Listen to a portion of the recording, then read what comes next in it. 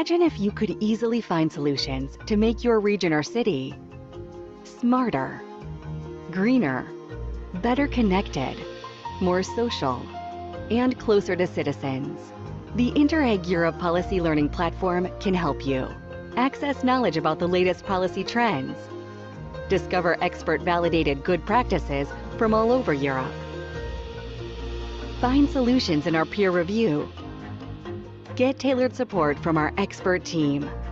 We can connect you with the right people and organizations. Together, we will find ways to solve your region's or city's challenges. Start your policy learning journey today.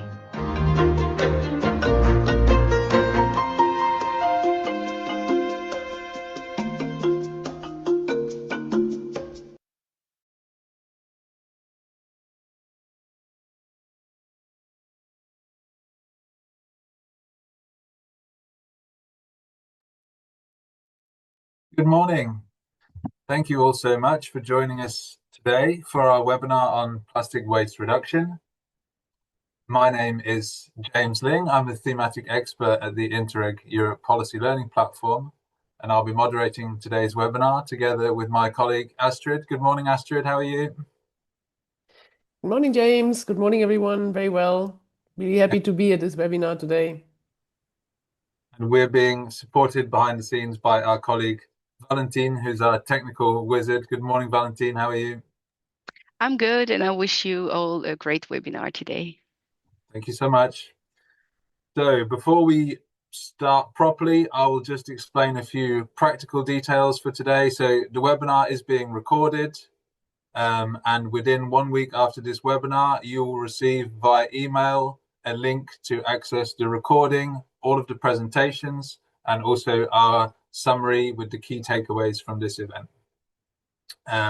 Today, we're really counting on your participation, and you can do this via the chat function in the Zoom. So please put in there all of your questions to our speakers, and also you're also very welcome to say a quick good morning and let us know where you're joining from this morning. Also to mention at the very end of the webinar, we'd like to hear your feedback about the webinar today. So we'll be launching a survey. So please, if you can just take a couple of minutes to answer that survey question, let us know how you enjoyed today's webinar. So you are joining us at the start of a brand new series today. So this autumn, we're focusing on waste reduction within our greener team at the Policy Learning Platform. Today's first episode, as you know, is focusing on plastics. And I hope that many of you will be joining us in the next 2 weeks, where we're going to be turning our attention towards textiles and food. So looking at today's agenda, I'll be making here a short welcome and introduction. And after that, we're very honored and excited to have the European Commission with us today, who are going to present the status and updates from the Commission about their work to reduce plastics waste. Following that, we'll have 3 very interesting good practices from our Interreg Europe projects, with lots of different but equally interesting practices on how to reduce plastic waste. We've got plenty of time in there for answering your questions, and we'll have a little panel discussion at the end there to wrap things up. So obviously today, this webinar is being organized under the umbrella of Interreg Europe. So I think many of you are familiar with the Interreg Europe program. Its main objective is to improve regional development policies through exchange of experience and capacity building, helping policymakers to find new solutions to their challenges. The scope of the program covers all EU member states, and since this year, we've also expanded to the Western Balkans, Moldova and Ukraine. So a special welcome to any colleagues joining today from those countries. The program is covering a wide range of topics, as shown on the screen. Today, we're part of the greener dimension, but we also have lots of really interesting activities within the other topics mentioned. So the Interreg Europe program has 2 main actions. So we have the projects, where a small group of regions are working together on a specific policy challenge. And we also have the Policy Learning Platform. And within the Policy Learning Platform, we're aiming to capitalize on the results of those projects to bring the best practices and the most interesting information to a wider community of policymakers across all of Europe. So the policy learning platform, in a nutshell, we're building capacity among policymakers through three main areas. We have knowledge, where we're creating lots of thematic publications, policy briefs, and interesting articles via our website. The people dimension is through events and webinars, such as we're at today, where you can get to know our community members, and also through our expertise, where we're providing certain expert support services to policymakers. Our flagship service, let's say, is the peer review service. And through a peer review, you as a local authority or regional authority, if you're wrangling with a specific policy challenge, you can, through a small, short application process via our website, request expert support. And what does that look like? We will come with experts from the policy learning platform, but very importantly, with expert peers from around Europe, other policymakers who are experienced in that policy challenge will come to your region and give you detailed recommendations about how to solve your policy challenge. So if that sounds interesting, check the link at the bottom there, and maybe you can make your own application. So within all of these areas, we're doing lots of work, of course, on today's topic. Circular economy and waste is a big topic for us within the greener dimension. So you can see here, within the knowledge sphere, we have a number of policy briefs that we've written on the topic of ocean plastics, waste prevention. Within the people dimension, we have done numerous webinars in the past on waste prevention and other waste topics.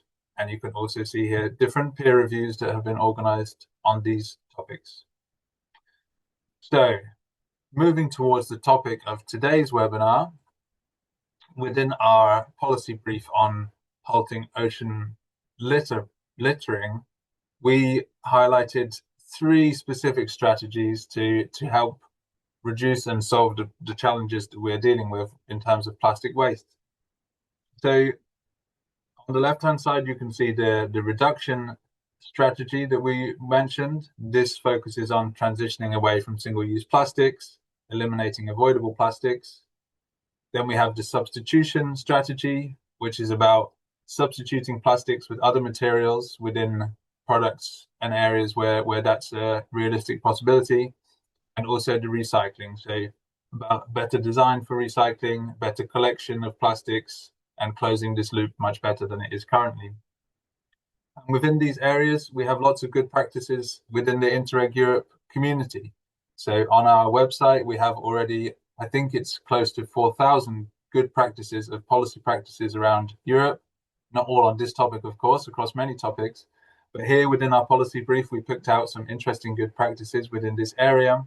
So within the reduction, we talked about this Zero Beach project in Barcelona, where they're really working very hard to reduce the amount of waste and litter that arrives in the first place on the beach. Reusable cups, for example, in large events.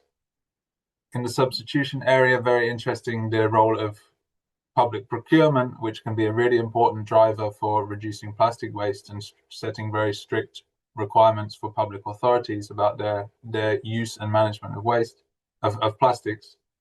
And in the recycling, we had here this example from Estonia of a deposit refund system, essentially an extended producer responsibility system for plastic packaging. So those are some of the good practices we highlighted in a previous policy brief. And today we have some new good practices to share with you from our community. Before we get into the presentations, we want to make sure you're all awake and following closely. So we have some questions for you, which we'd like you to answer via our Slido. So for that, I ask Valentin to take over the sharing. Thank you.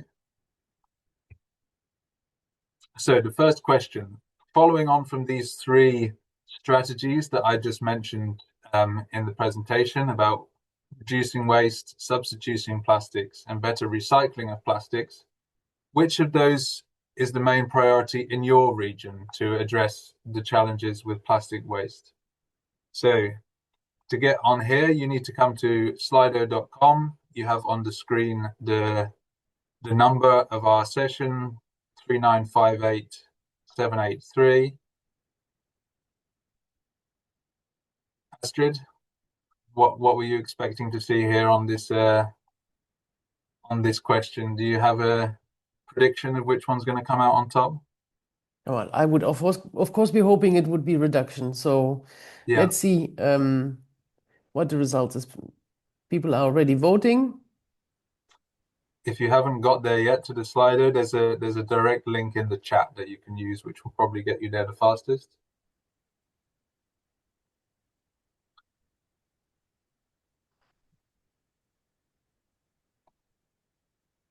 So okay, as you hoped and wished, it seems like reduction is the most common or the most important priority, let's say, for waste reduction, and we think that's indeed should be the case. And also within the European legislation, we know that waste prevention is the top of the waste hierarchy and should always be our first priority. So I think with that, we can move on to the second question, please, Valentine. So looking a bit deeper than that, these were the sort of high levels strategies that we can think of to reduce plastic waste. But looking a bit more at a granular level or a policy level or a practice level, which specific policy or activity do you think is the most effective to reduce plastic waste? So here we're looking for a short answer from you, and we're going to develop here a quick word cloud of policy solutions and activities.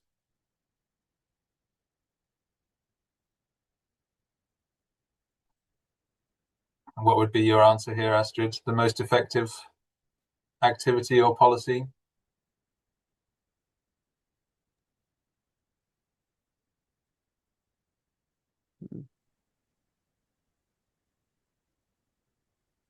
Well, we see a lot of education and awareness raising activities. I think that is a very important part. Also banning, as you have mentioned before, from the zero waste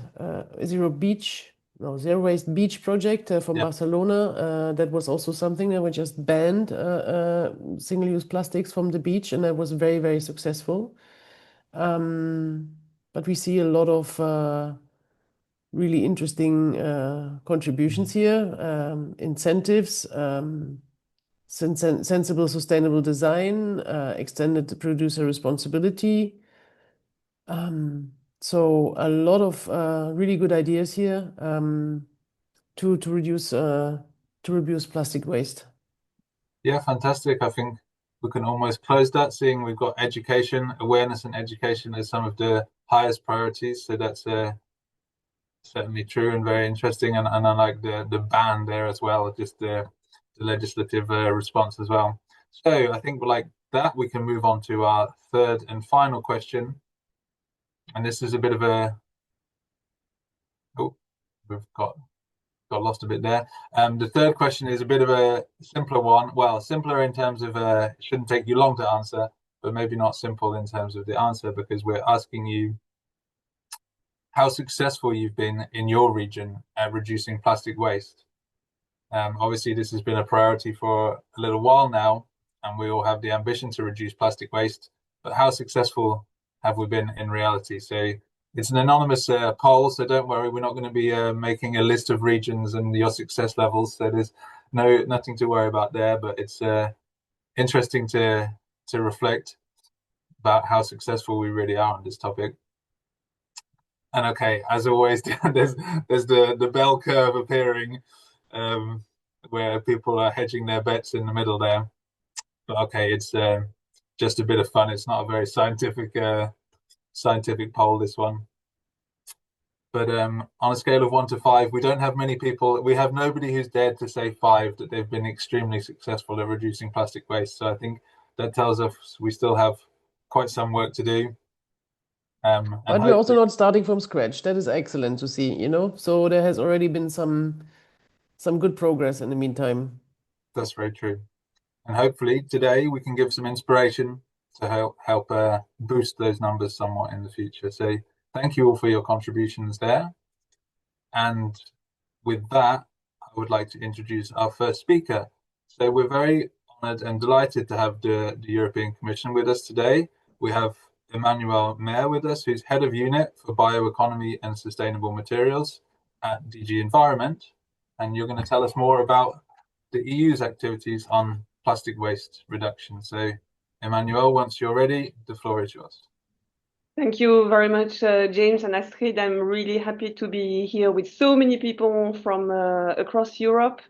And you asked me to give an update on the policy landscape, on what we have collectively designed in terms of policies with member states, with regions, and with the European Parliament, starting from the Single-Use Plastics Directive to the latest packaging and packaging waste regulation. So I will now share my presentation, and I hope I'm choosing the right slide and that it looks good on your side. Looks perfect. Very good. So I will start with the Single-Use Plastics Directive, always having a focus on waste reduction, and then go next to the newest regulation on packaging and packaging waste.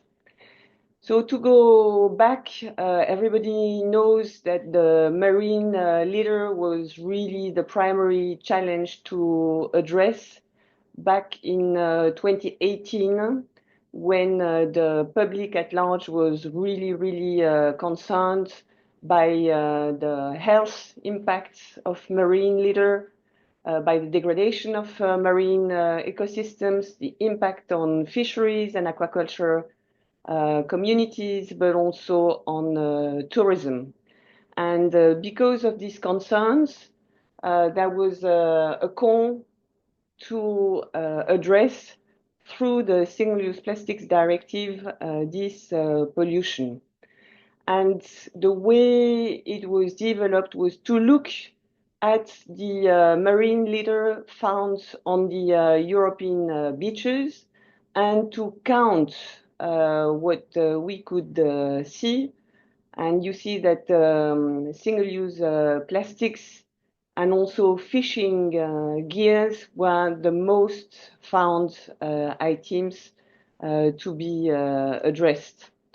So collectively, we listed the 10 top single-use plastics items as being drink bottles, caps and lids, cigarette butts, cotton butts, crisp packets, sanitary applications, plastic bag, cutlery, straws and stirrers, drink cups and cup lids, balloons as well, and food containers, also including food packaging. And these were the top items listed for finding solutions. And the solutions were of a different nature. Basically, when we found out that we had alternatives less harmful, the European Union decided to move with bans, and this was very much highlighted in the replies from colleagues early on. Sometimes we also saw that there was no clear alternatives for a number of single-use plastics, and there different measures were decided.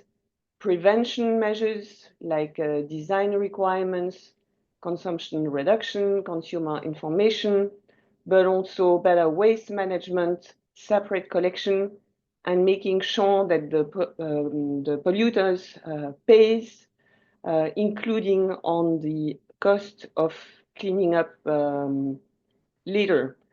So when you look at plastic reductions, these bans in Article 5, they give us already some good solutions because these items should not be found on the beaches anymore.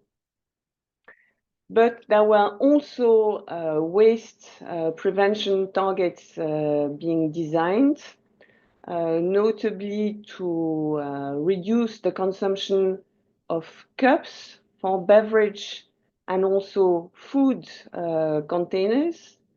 So member states had to report for the year 2022 by mid-2024 on the baselines and also on the type of measures which were taken by member states to reduce consumption. And we have now the first data coming consolidated at EU level. We see that in general, in 2022, we had about half a kilo of plastic per capita for beverage. That means 96 units per capita. And we had 1.5 almost kilos of plastic per capita for food containers. So again, more than 600 units per capita. And this, in terms of weight, equals 8% of the amount of plastic waste generated. So you see that member states have been reporting the baseline for 2022, and this will help us to monitor in the next series the reductions we achieved for beverage containers and food containers. Among the measures taken by member states, there are economic instruments, awareness-raising measures, promotion of sustainable alternatives, targets as well, and marketing and use restrictions. So maybe just a quick note to say that the results are not perfect, because when you talk about reporting, you can have also some different reportings per member state. So a word of caution on the consolidated results. Also to draw your attention that apart from continuing this monitoring of the consumption reduction measures, we have an obligation at the European Commission to provide the European Parliament and the 27 member states with a complete evaluation of the Single-Use Plastics Directive. We will do so before July 2027, and this will include notably the need to have binding quantitative EU targets for these food containers and beverage cups. And before we proceed with this final report, we will obviously seek your input through a public consultation that we will launch in the coming months. And you will have the possibility to give us your opinion on the portal of the Commission called Have Your Say. Now, I'm moving from the Single-Use Plastics Directive to the latest regulation on packaging and packaging waste, which is relatively new, as it has been published in the official journal earlier this year. The general application date will be in August next year. And basically, the regulation harmonizes the national measures because in the past we had a directive, but a lot of differences between member states. So this is why the European Union decided to move towards a regulation. And the goal is to reduce the waste generated per person. You see 186 kilos of waste at large, not limited to plastic. And this is an important regulation because we know that 40% of the overall plastic production goes to packaging. So this is an important instrument to combat plastic pollution. So in terms of the objective, the idea is to prevent and reduce packaging waste, also through more reuse and refill systems, to make all packaging placed on the EU market recyclable by 2030, to increase the use of recycled plastics in packaging, to avoid always having new oil serving as the feedstock for plastics, and also to decrease the use of virgin materials in packaging in line with our climate objectives. So how do we do this? Through waste reduction targets at member states level, through the sustainability criteria set at the level of manufacturers, and through harmonized waste reduction measures. And here you have the European Union waste reduction targets. So 5% less compared to 2018 by 2030, 10% by 2035, 15% by 2040. If you look at these figures, you may say, well, it's not much. But if you look at the figures between brackets, this represents the comparison compared to the trends we had seen. So without action, we would have a lot more waste produced in the European Union. In terms of examples of measures, you have also bans and restrictions on certain single-use plastics packaging.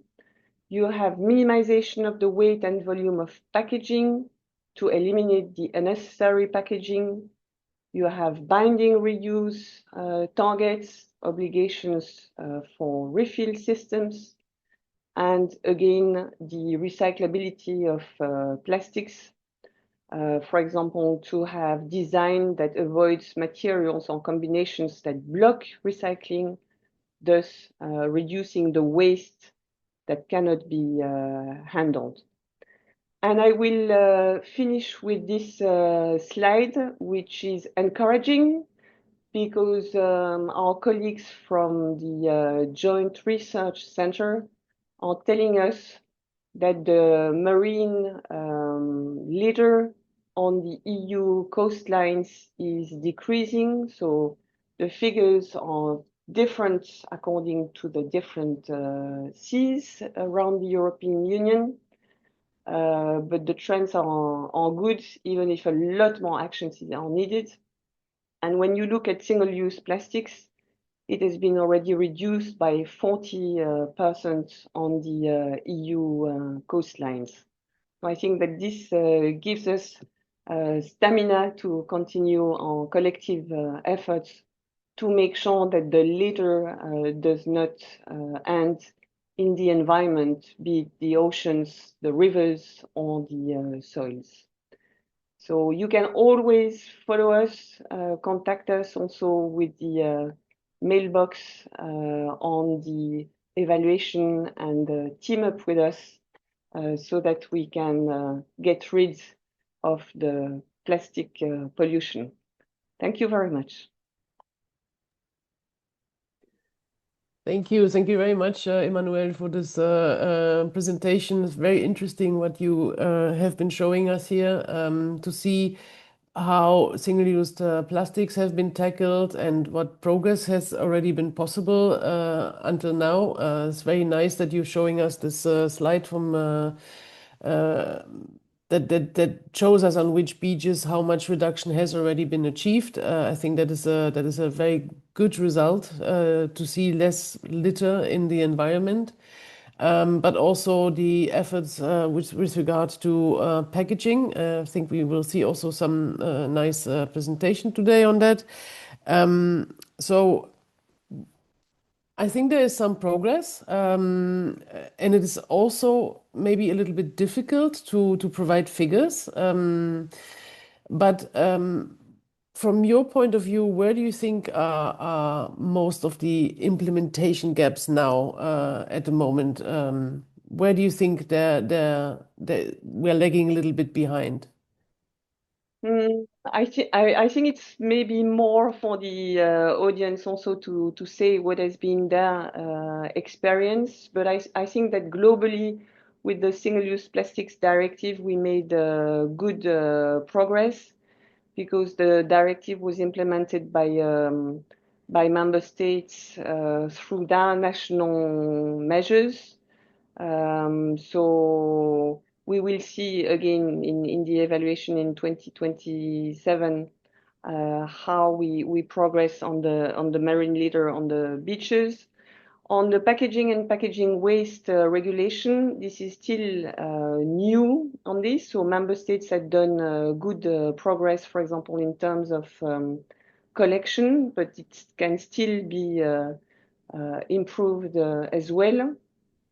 But what we saw is that we had too many divergent measures between member states and operators across the single market, saying, look, we need more harmonization to know, what type of sorting mechanisms, labels we need, more unified rules across Europe, so that it is simpler to operate.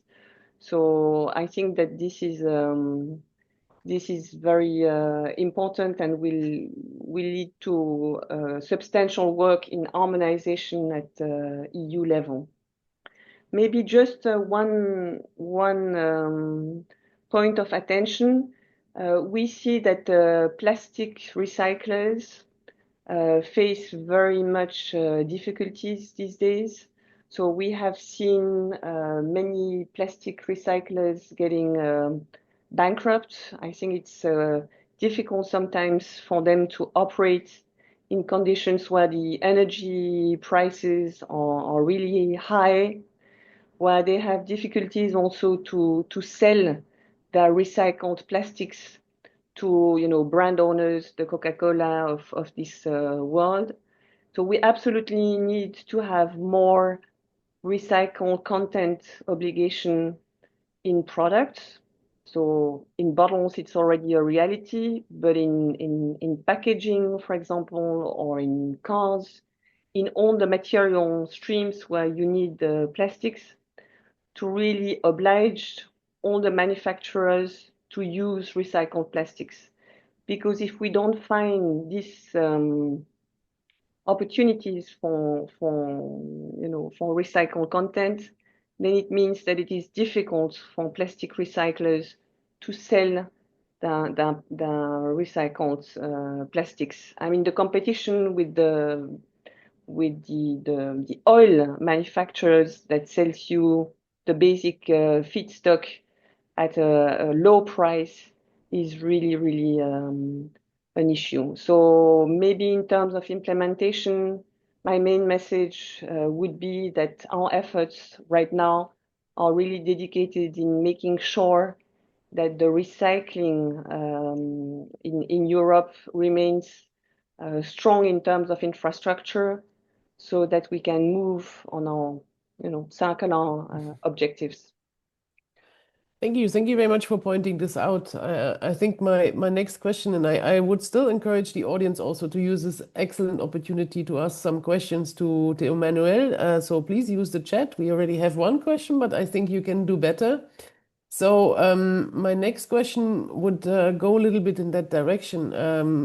You pointed out the recyclers have problems. And my question would have been, what can regions and municipalities do to further the developments towards plastic waste reduction? So what springs to mind, of course, is what you just said, better design. So maybe they can encourage their local designers and companies when they make product design. What could also be interesting is, of course, green public procurement. So what else do you think municipalities and regions can do to work on that? Well, I think that municipalities very often they have a big role to play in the awareness raising. I think that colleagues also pointed to the role of education. This is absolutely central. Also through awareness campaign on beach cleaning or just plastic cleaning, waste cleaning campaigns, where the costs of these campaigns decided, for example, on single-use plastics can be put also on the producers, so that they pay for the cost of the cleaning up litter. They have a role to play in the collection of the waste, the separate collection of plastics, and influencing also the producers' responsibility organizations in terms of paying for the costs. And you also mentioned green public procurement. I know that it's not always easy for public purchasers to design criteria when they buy certain products. I mean, it's not an easy task, but there again, we would really encourage municipalities, regions in buying green, in buying with recycled content. So again, a lot of things can be done at local and regional level. Thank you very much. So we're getting some interesting question. I would like to start with a question from Fritz von Lohn. He's asking, under the packaging and packaging waste regulation, does the European Commission have a clear preference for source separation of plastic packaging waste by households, or does the regulation consider post-collection sorting, mechanical or optical separation to be equally compliant with the EU recycling objectives? That's a good question. I think it still very much depends on the infrastructure in the different member states. So we have an interest in making sure that consumers, citizens do separate at source. This is very important, because if you put your waste in the general waste bin, then there is no way we are gonna collect this waste unless you have, and this is the case in certain member states, the possibility to sort out the waste at a later stage at the facility, at the recycling facility. But again, it's not available everywhere. So I think we need to act on both sources. Thank you very much. But I think source separation at household level is the key to achieve clean, recyclable material. So very important to do that. So the material can be optically sorted later, but then it made not as pure as is needed for good recycling material. So we have depends also, because there is a big evolution also in terms of recycling. The vast majority is done by mechanical recycling these days, but we see that new technologies are coming to the market with chemical recycling, where you can get also a highest purity level, but it comes at a cost of energy, because it takes a lot of energy to run these facilities today. So we are really trying to see mechanical recycling and chemical recycling as complementary ways to move towards our objectives.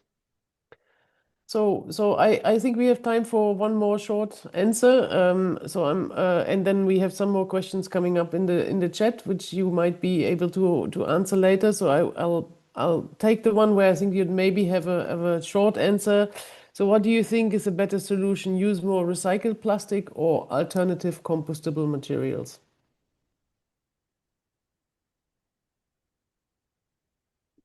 I think that the big focus for us is use more recycled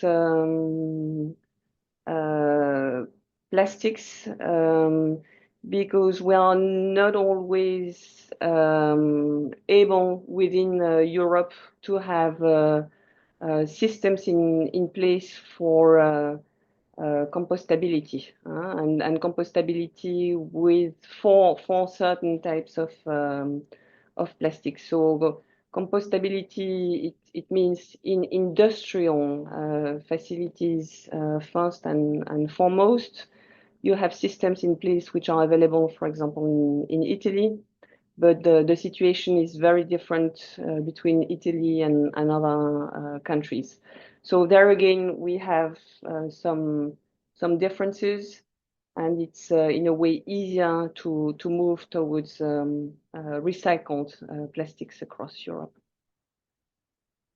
So thank you very much, Emmanuelle, for answering these questions. As I said, there are some more questions coming up, which you maybe have the time to answer in the chat. So thank you very much. We will now go for our good practices, and I think we're starting with Paolo Azzurro, coming from the city of Bologna, from ANSI.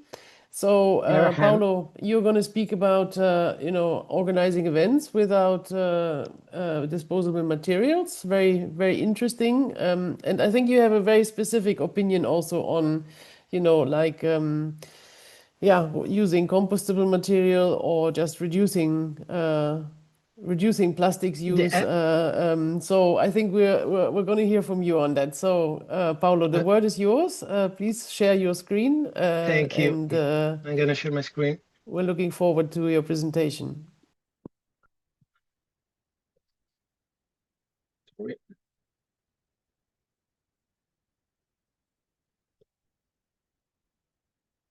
Okay. Just a moment.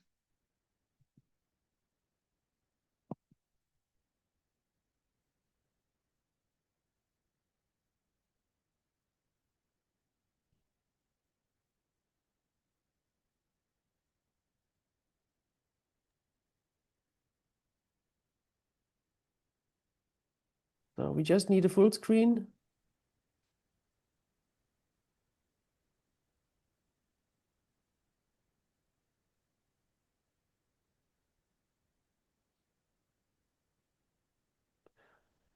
Do you see the slides?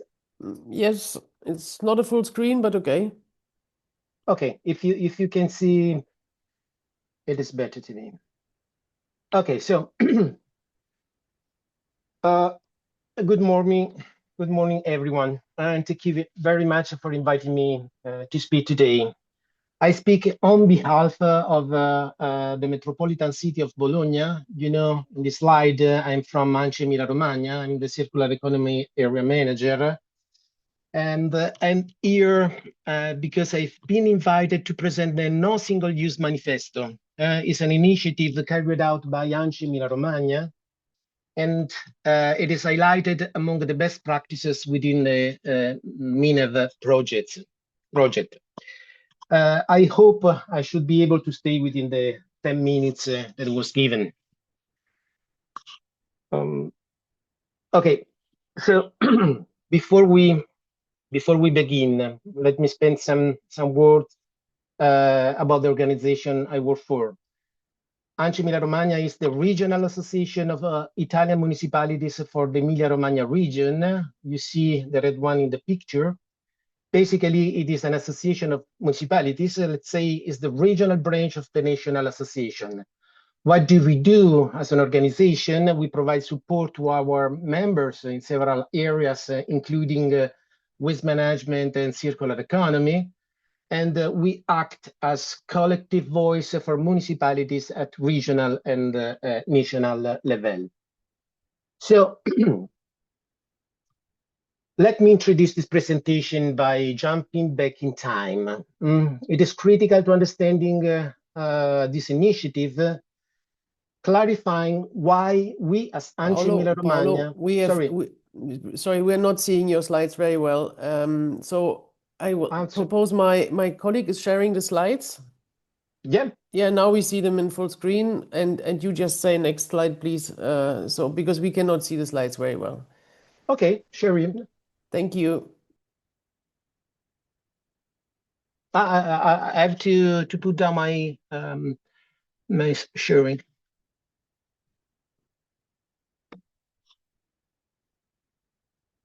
Is it okay now? Yes, everything is perfect. You can go ahead. Okay, okay. So next slide, please.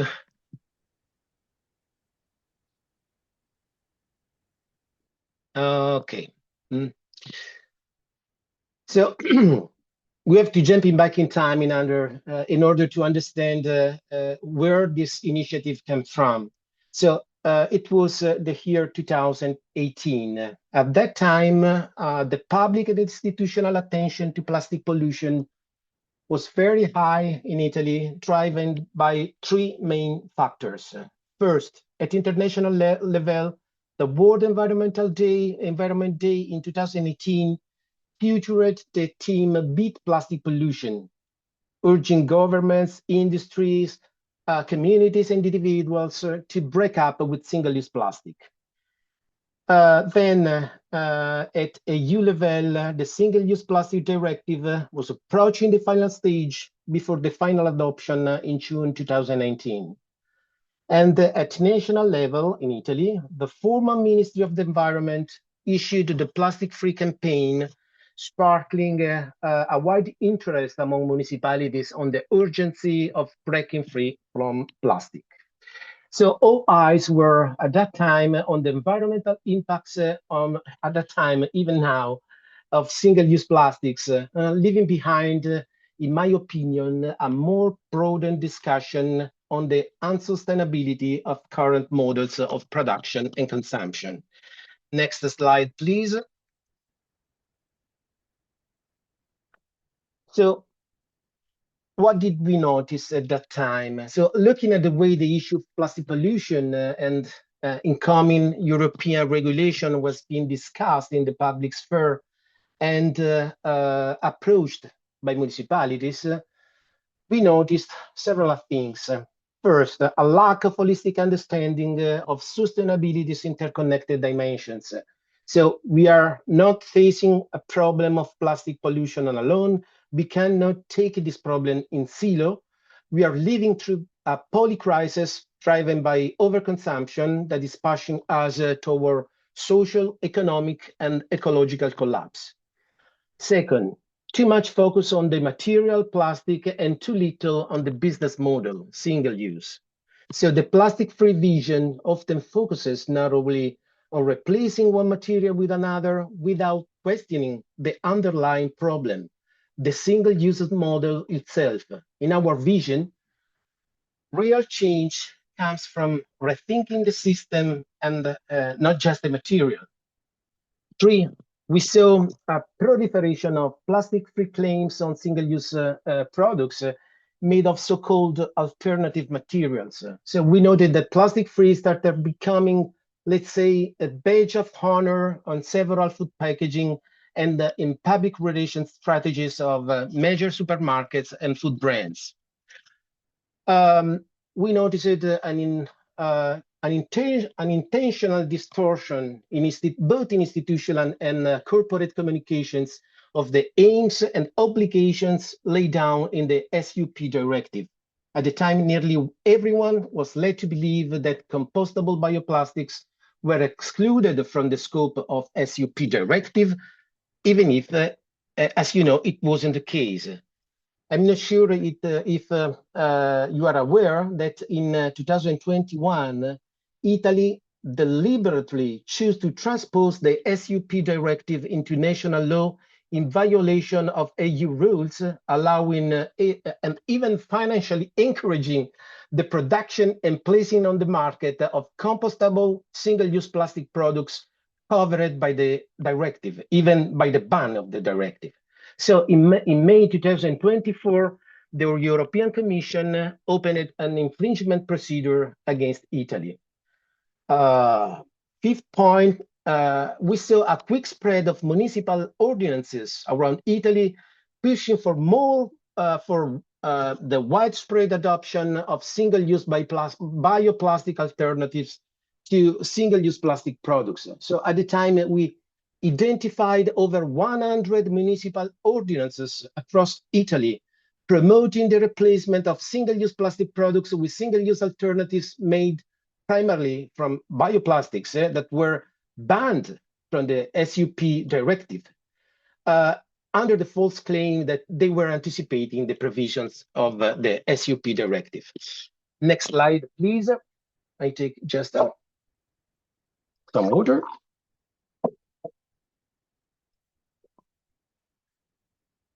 So what do we did? And now we come into the description of the, let's say, best practice as a story.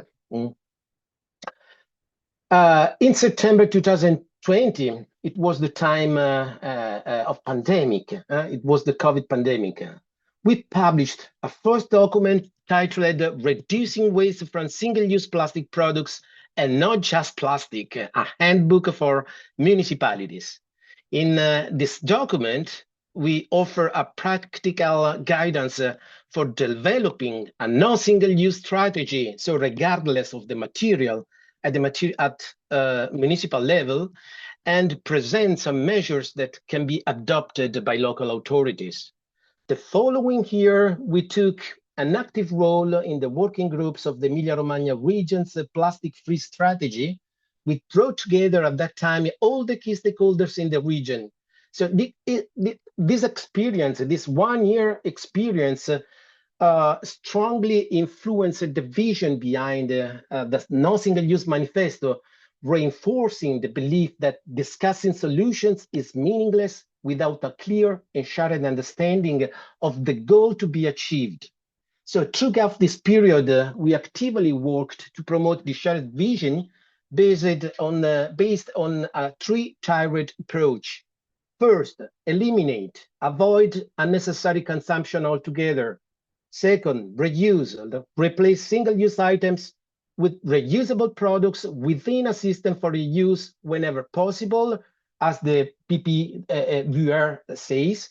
And three, just at the third place, material circulation. So when elimination or reuse is not feasible, ensure materials are properly circulated back, are properly recycled. So it is during this period that we had the opportunity to take part in the MedFreeSub project, an EU initiative led by University of Bologna. We believed that a meaningful way to further promote the shared vision was to engage municipalities through a manifesto designed to counter the widespread misconception that simply replacing single-use plastic with other materials can be considered sustainable. In November 2001, we released the No Single-Use Manifesto. I'm going to talk about it in the next slides. And then after the release of the manifesto, at the end of the year, we released a second report titled Beyond Single-Use Reuse Models. So this time we delved into the possible applications of reuse models in the packaging sector.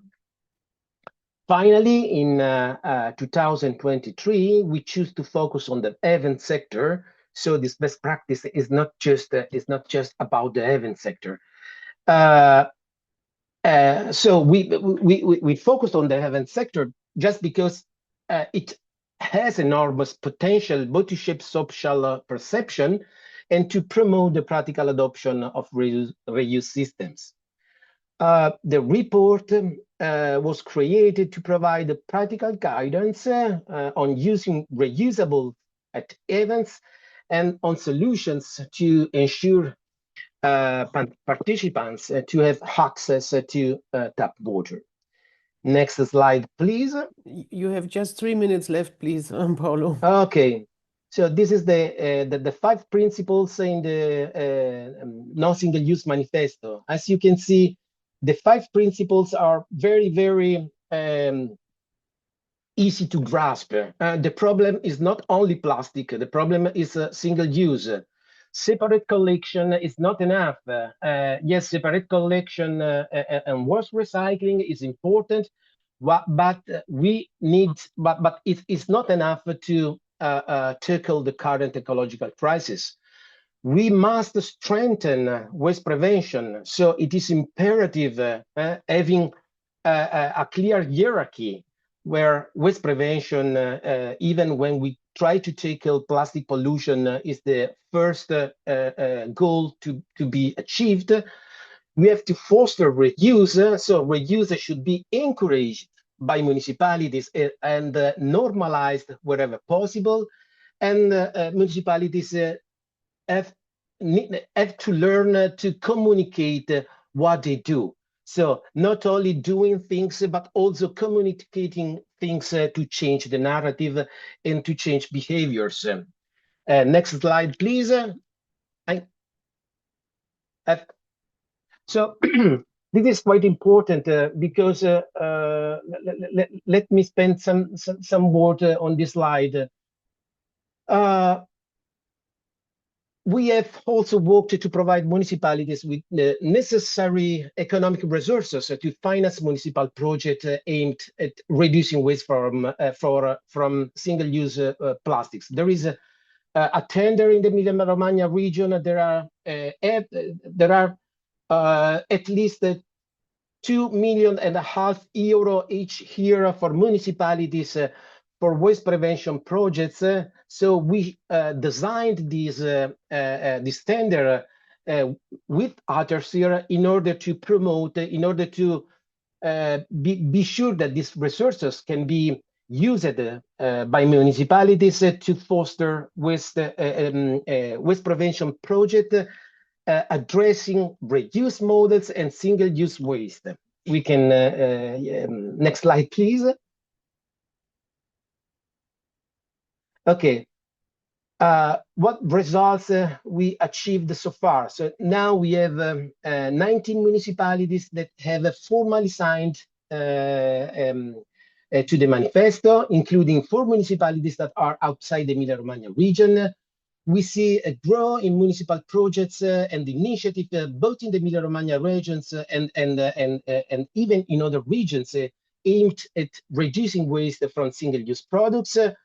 We start witnessing a narrative change from the fight against plastic to the fight against single use, from promoting compostable single-use items as a green alternative to single-use plastic to promoting solutions based on reusable products, from focusing on waste management to focusing on waste prevention, from green growth to sufficiency.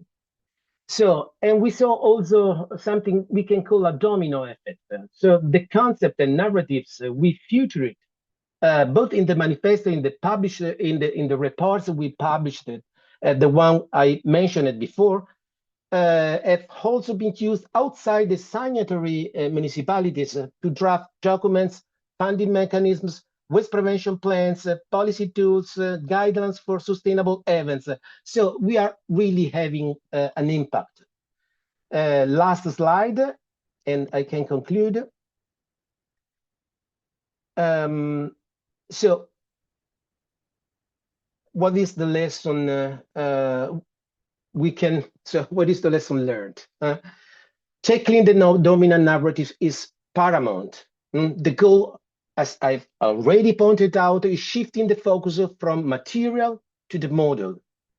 Innovation is key. We need to push for the creation of the right conditions, especially at policy level, for the development of an innovation system, let's call it this way, made up of infrastructure, services, and technologies that can make reuse practical, safe, and cost-effective. Yes, we need financial mechanisms that directly support event organizers and municipalities in transitioning from single-use to reuse. Also, we must be aware that to date, reusable solutions tend to cost more than single-use and so require greater commitment. Beyond financial mechanisms, regulatory options should also be taken into account. About feasibility, yes, transitioning from disposable to reuse is both achievable and effective, but it requires tailored solutions. Simple solutions already exist, but if we want to scale reuse, especially for large events, again, we need the right regulatory framework, one that can spark innovation, narrative change, technological solutions, and proper infrastructure. So, thank you. Please conclude then, Paolo. Okay, I can conclude.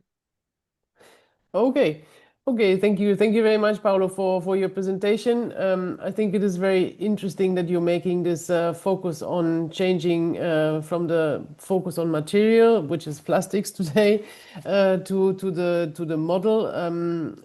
We have heard from Emmanuelle at the beginning that on average we're using 96 units of cups, disposable cups, and 616 units of food containers, if I have noted down as well. What you're saying is basically it doesn't matter if we're throwing away a plastic container or we're throwing away a compostable container. It's still a single use and we're throwing it away. In the current crisis, it's both unsustainable. We have a crisis driven by overconsumption, and overconsumption comes with plastic, paper, metals. So we have to scale down the amount of materials entering the market, the economic metabolism, let's say. So thank you very much for pointing that out. I think it's a very important aspect, and we should all use things which we can have, like a normal cup and things like that. So my question would be why did your municipalities want to participate? You have a very successful model which you're using there, and you produce your guidelines, but what stimulates the municipalities to participate in your program? Is it, or in your campaign? Is it because they have a lot of litter? Why are they participating? The most important thing is changing the narrative. It's not a matter of littering. Yes, there are a lot of littering, and littering is a problem, but it's all about narrative. If the mainstream narrative keeps saying we can grow consumption, I understand, Paolo. My question is, I understand that you made this point very clear, but my question was why are the municipalities, the 19 municipalities that have already signed up the manifesto, why are they doing that? What is their main motivation? Because they are feeling it. This is becoming an important topic because they are aware that now they are starting to understand that in the public discussion, just dealing with waste after they are produced is not enough. Just because they are starting to understand that the polycrisis that we are living in, it's something that is important to tackle. And when you change the narrative, you politics start to change course. Very good. We're having some more questions coming up in the chat. I would have liked to ask you, but unfortunately, we're starting to get a little bit short of time, and we still want to listen to the other colleagues and what they have to present. So thank you very much. I would appreciate if you could go into the chat and answer some of these very interesting questions. Thank you, Paolo. So our next speaker is Gregor from the University of Ljubljana, and he's going to speak to us about some sustainable alternative to plastic packaging. Very interesting point that we have been discussing. So I see Gregor is already starting successfully to share his presentation. So the word is yours, Gregor. Come on, and I cannot see you yet, but yeah, let's start your presentation. Sorry, can you see me? Oh, now I see you. Everything perfect. Okay, good. So thank you very much for the presentation. So just a short presentation from my side. So my name is Gregor Čepon. I'm the professor at the University of Ljubljana of the Faculty of Mechanical Engineering. And we were coordinating the LEAP project, which actually has quite a long name, as you can see it here. It's a Learning and Demonstration Alliance for Designing and Manufacturing Sustainable Industrial Packaging from Alternative Lignocellulose Biomass. Although the title is quite long, but you will see that the idea is quite simple and straightforward. Okay, so basically, Okay. So here you can see, just a second. So here, what you can see is that actually the project LEAP was focused on using an alien plants as a source ingredient for producing the pulp packaging. And basically the idea was not to produce it just for beverages or just for food, but also to produce it for more demanding appliances, such as home appliances, and in particular for heavy home appliances where the paper packaging or the pulp packaging faces several, let's say, challenges. And here you can see the whole circle that we actually integrated within our project. So we actually collected alien plants, produced the samples, test the samples, find the best receptor for this pulp, then of course also do the design of the packaging, and finally we also tested the packaging within our partner facilities. So basically the project I would say had all the sides of this knowledge triangle. So us as a teaching and research institution, University of Ljubljana, then we had two companies. One was Gorenje, which is actually Slovenian, the biggest producer of home appliances. And then we have a Severin, who is actually collecting the waste. And of course, two very renowned research institutions. One was the Pulp and Paper Institute within the Ljubljana, and the second one was the SINTEF, which is, I would say, the biggest Norwegian research institution. So the project budget was nice for all of our partners, and basically I will just firstly present what was the motivation. As it was already told today on several presentations, yes, the plastic packaging presents a waste, presents a burden to the environment. But nevertheless, our project, I would say, started in a bit different way. More from necessity of, let's say, before our project started, we had, let's say, from the Gorenje, who was producing the home appliances, there were some initiatives, and especially what triggered our first joint cooperation with Gorenje was actually this initiative or National Plastic Plan 2021 for Australia, which actually the idea was to ban all plastic packaging of all goods, let's say, sent to Australia. And that is how actually we started to think with Gorenje, the producer of home appliances, how to replace the EPS packaging with the paper-based packaging. And you can see that actually, as I will show it later on, the EPS packaging is, of course, let's say, in terms of the packaging, the perfect material because it's lightweight, it's water resistant, etc.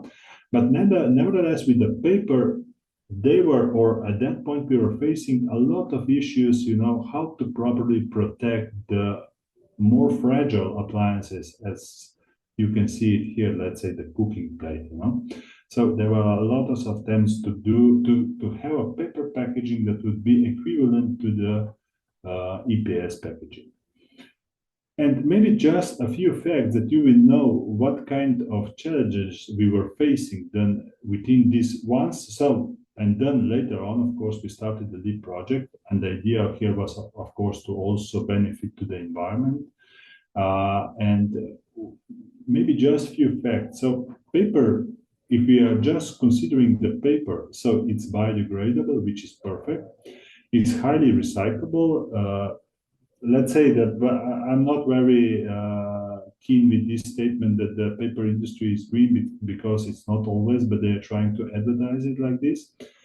But nevertheless, paper has really bad cushioning performance. And in particular for overseas transport, you have the problem of absorbing the water, which means that if you imagine that you are stacking 6 washing machines in a row, so it's quite a high column. So if you have a water absorption, it can tilt and it actually can also tip to somebody and hurt him, you know.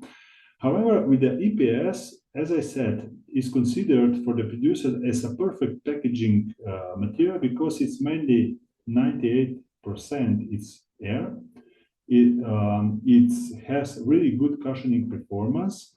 but it does not absorb water, but from the environmental point of view is non-biodegradable, and a lot of it is being incinerated or landfilled, which is really not good for the environment. And that's why the project where we were tackling here was actually, it had really two strong ecological notes. The first one was that we were actually using as a source material alien plants, which for itself present, let's say, the burden to the environment. And then, of course, as you can see here, we produced samples at the beginning to find the best receptor, so to really have a good protective capabilities of this packaging. And finally, of course, for several categories of products to design these packaging solutions.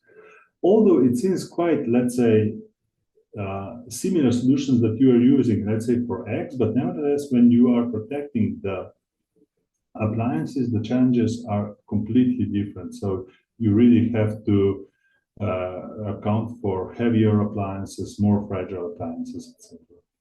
You also have 3 minutes left only, yes? No problem, I will finish really fast. So basically, for each of the producer, of each of the partner, it has its role. Let's say Slovenia collected the alien plants. Then Institute for the Paper and Pulp produced the samples of the packaging. We, as a university, we designed the packaging, and Gorenje, within its own appliances, tested the appliances. And here you can see maybe just one test really fast, so that you will see in a slow motion that these are really harsh tests, these transportation tests. And the SINTEF, the role of the SINTEF was to perform the LCA analysis, because, as I said, it is not always straightforward that if you are shifting to the paper packaging, that it is even more environmental friendly. And at the end, the result of the project was that we actually established a circular business model for designing the packaging for these more demanding products, that we have an e-demonstrator which is available on our webpage site, and that we have demonstrated these packaging solutions for home appliances. And here you can see that we actually developed really several packaging solutions that are now, let's say, already in production and are used, let's say, for the markets where it is demanded that you deliver eco-friendly packaging solutions. Yes, this is just the info point, so we really have it very, how do I say, interactive.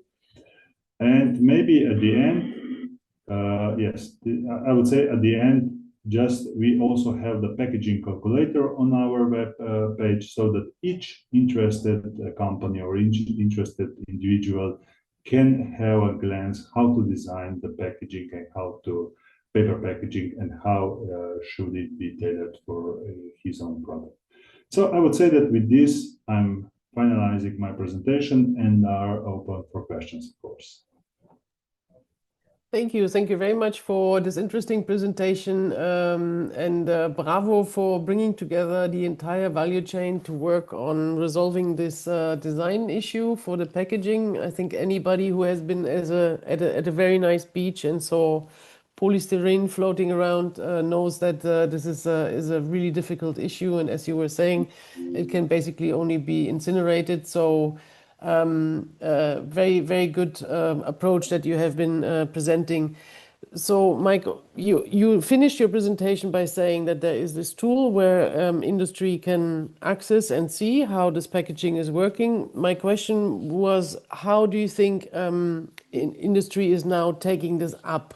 You worked with Gorenje, but is there more industry partners that are taking up this solution that you have developed? Yes, so I would say that really this was really nicely accepted, because we are also presenting this at the conferences, and currently I have really nice cooperation with companies in this area, because let's say even I have two French companies that are now interested in testing their paper-based solutions. They are the producer of the packaging, And also in Slovenia, I would say we have also one very prominent company, which is BSH, which is also already now, let's say, incorporating these solutions into for packaging of these small home appliances. So I would say, yeah, it was really nicely taken by the industry. And what is the most important thing is that when we started with this project, the paper packaging was a bit, let's say, it was far more expensive than EPS. But now when they're doing the calculation, if you are able to properly design the packaging, so with minimal material, then actually the prices of EPS or paper-based packaging are relatively, let's say, similar. There is not such a big gap than it was before. So I would say it was nicely taken by the industry. Thank you. Thank you very much for pointing this out. We have some specific questions in the chat, which I would like to ask you to answer separately in terms of what you think about mycelium as an alternative and invasive species that you have found, which is, I think, a very nice add-on to your project. So thank you very much, Gregor, for your presentation. With this, I would like to go to our next speaker. This is Eva. She comes from Precious Plastic Tartu.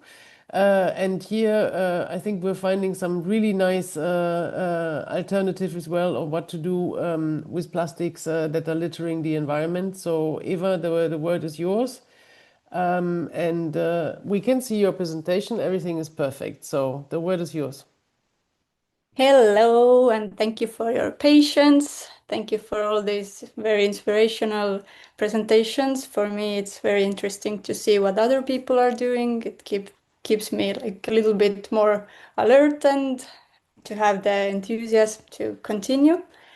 And I am presenting a precious plastic movement, which is worldwide. So maybe you can show like in the chat or someone who has heard about the precious plastic universe, if there are some people. So, okay, perfect. I will just keep like a very short overview. The precious plastic is a movement, as I said, which means it's not a company, it's not something that can be really strictly divided into different parts, but I took a nice quote from their website that the precious plastic universe is an alternative plastic recycling system that is run by brilliant people around the planet. And I find it very inspiring that the focus is always on the individual, that somehow gets a lot of guilt for not recycling, not doing enough, but there are not enough solutions for them to do it well. So Precious Plastic was founded by Dave Hackens, who was a design student in Netherlands, and he started this project in 2013, and now it has spread into like a worldwide movement that is in 56 countries. It has more than 1,000 workspaces all over the world, and which is really wonderful for me and for also you. So you can do it yourself, is that everything is based on community and it's open source. So what we do in Tartu is that at the end of 2023, we got together with 4 friends. We had our first meeting, and a guy came to me and said, you have this community center, you have different garbage bins here, you're collecting everything, sorting everything, but it doesn't make any sense. And I was really surprised when he told me that plastic packaging comes in 7 different types. And I was aware of basically plastic is plastic, and plastic bag, and plastic cup, and plastic bottle caps. But when he told me that, my worldview opened somehow, and I understood that even though I'm doing something, I need to do enough. And enough for me means that I want to inspire more people to take initiative without feeling the guilt. So there is a wrong date here because we started our NGO in the March of 2024, which means that now we are a little bit more than 1.5 years old, and we are offering mixed workspace for people in the community. Here you can see what's possible to do with the precious plastic. So basically you can organize your activities based on type, which means that you can either have a collection point where you can collect plastic packages, you can have a recycling workshop where you can make new objects out of these plastic packages. You can have a community point where you can bring people together and share ideas and work together. And you can also have a machine shop where you can build machines. And on this slide, you can see the 4 different machines we have at our workshops. There is the shredder top left, which helps to make this stronger plastics into small flakes. There is an extruder machine injector, which molds the thermoplastics into new shapes, so you can use them again and again. And there is also my favorite thing, which is the thermopress, with what people usually make t-shirts. So you can use everything that heats up, basically, because the plastic has this lovely way of shaping into different molds. But what we do in Tartu is that we basically dial it really back and target the individual, the child perhaps, who is still wondering what they can do.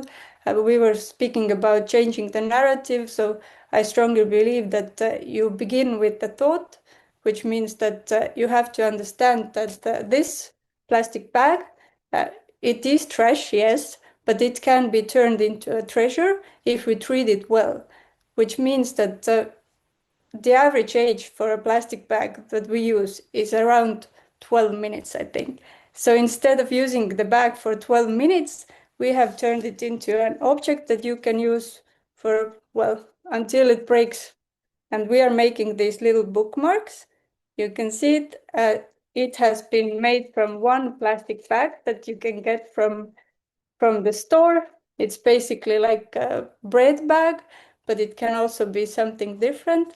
And you just melt it into a different thing. And we are cooperating together with schools. We are going to the camps, at summer camps. We are doing workshops for teams and birthdays.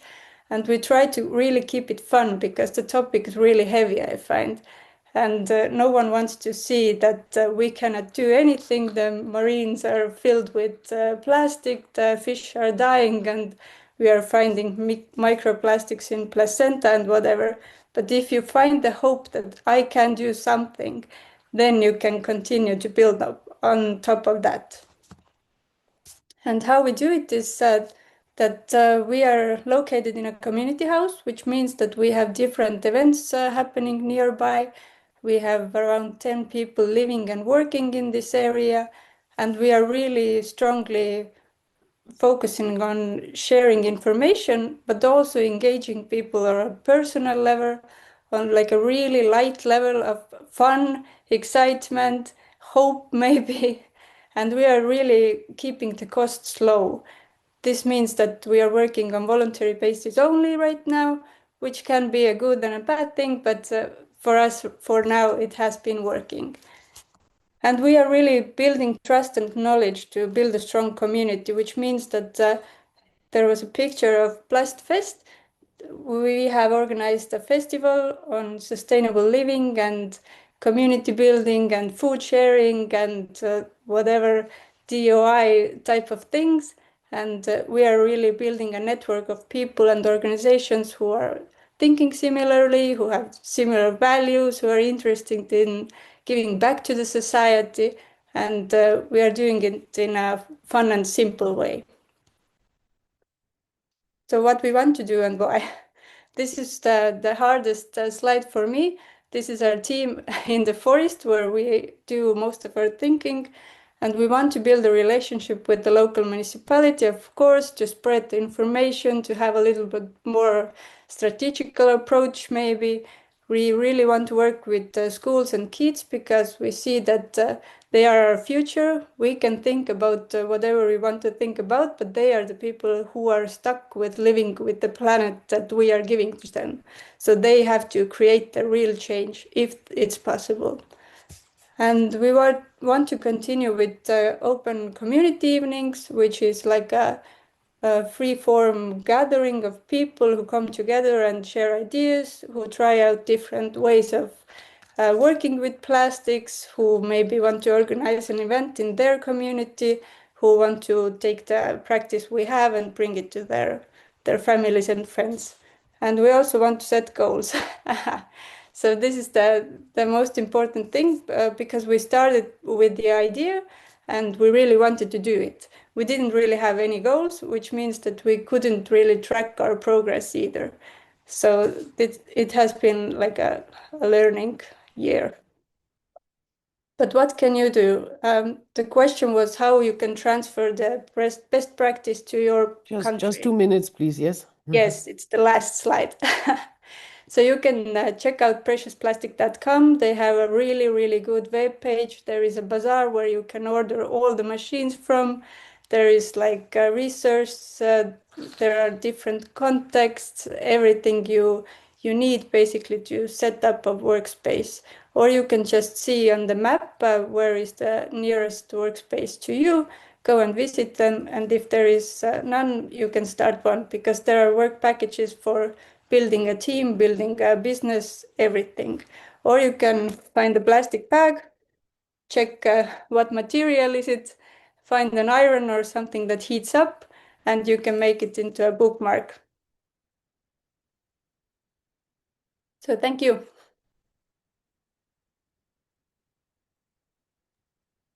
Thank you very much, Eva, for your presentation. I think it's really inspiring to see how you're bringing people together, how you want to make a better planet for the future, how you also want to raise awareness, because as you were saying, when I started some years ago and looking a little bit more closely into plastics, I basically only knew there was like hard and soft plastics, but then I learned about all the different numbers and what you have been indicating, and so on and so forth, and how they can be recycled or not. So I think it's a very, very nice way of doing something. So how important is for you the involvement of the local community? Maybe just very briefly. On the individual basis, I think it's important because it gives me hope that there is hope for the future, basically. So if I get some feedback from a person that comes to our workspace, they try to make this bookmark, they come again next week and they say, I want to make like a flower pot. So you can see that they are building up a little bit. And it means that they are also changing their way of thinking. And this is the main thing, I believe, because if you don't change that, then we will continue to buy plastic, throw it away, buy it, and not think about the future. But I think we are not in the place that we can afford to do that anymore. Well, thank you very much for saying that. I think it is a whole kind of approach that you're having to make sure that people learn about it, they don't throw away too many things. We have a question which is asking, and maybe you can just answer very shortly. If it's not dangerous in times to work with some of the plastics, which I believe it is sometimes, but what do you say about that? Yeah, it can be, but we have only 2, maybe 3 different types of plastic we are using at our workshop, because they are the lowest level of poisonous, if you can say that. Of course, it's not pleasant to be in the room for a whole day, but we are keeping the workshop short. We are using masks, and also the types of plastics we are using, which are, we are using those 2. So plastic bags and bottle caps. And we know the melting temperatures, and we also know the temperature up to what we can go, so the toxins don't go through the evaporation or something. Yes. And we have ventilation and everything inside. So of course it can be dangerous, but I believe you have to know the material you're working with.